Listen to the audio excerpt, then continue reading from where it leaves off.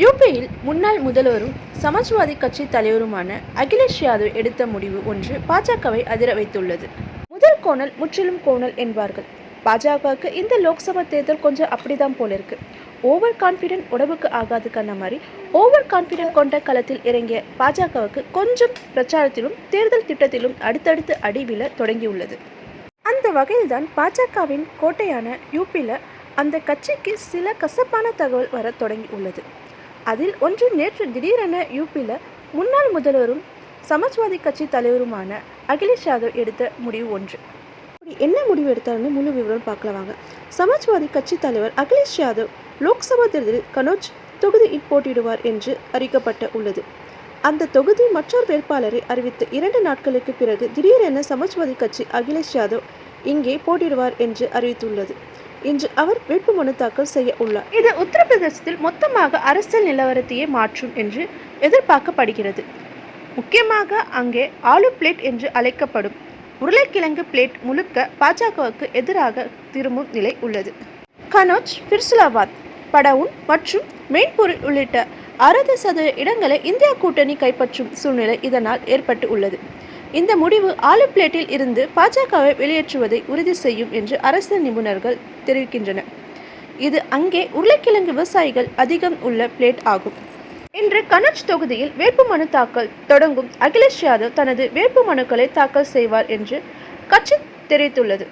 தமிழ்நாட்டு மக்களுக்கு புரியும்படி சொல்வது என்னவென்றால், இப்போது முதல்வர் ஸ்டாலின் திடீரென சட்டசபை தேர்தலில் போட்டியிடுகிறார் என்று வைத்துக் கொள்ளலாம். அது எந்த மாதிரியான அரசியல் மாற்றங்களை எல்லாம் ஏற்படுத்தும். மொத்த கொங்கு பிளேட்டும் இதனால் திமுகவுக்கு சாதகமாக கூட மாறும் நிலை ஏற்படும். அப்படி ஒரு முடிவுதான் லோக்சபா தேர்தலில் அகிலேஷ் யாதவ் எடுத்துள்ள முடிவு. இதனால எப்படி பாஜகவுக்கு சிக்கல் வரும் என்று அதோட முழு விவரங்கள் இப்போ பார்க்கலாம்.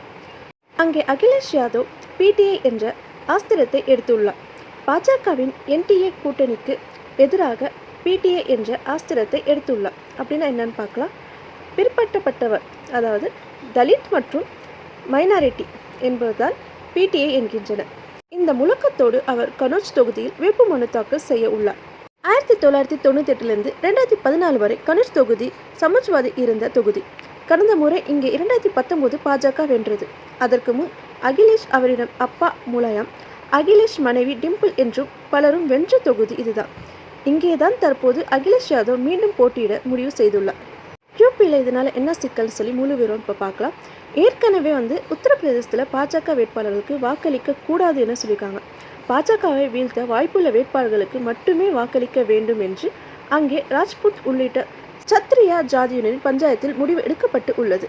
முசப்பர் நகர் மக்களவை தொகுதிப்பட்டு கேடா கிராமத்தில் நடைபெற்ற ராஜ்புத் சமூகத்தின் மகா பஞ்சாயத் யூபியில் நடைபெற உள்ள முதல் கட்ட பொது தேர்தலில் பாஜக வேட்பாளர்களை புறக்கணிக்க முடிவு செய்து உள்ளதாக அறிவித்தது. வேலையின்மை, அக்னிவீர் திட்டம் மற்றும் ராஜ்புத் சமாஜ் அவமதிப்பு போன்ற காரணங்களால் இந்த முடிவு எடுக்கப்பட்டு உள்ளதாக அறிவிக்கப்பட்டுள்ளது என்பது குறிப்பிடத்தக்கது.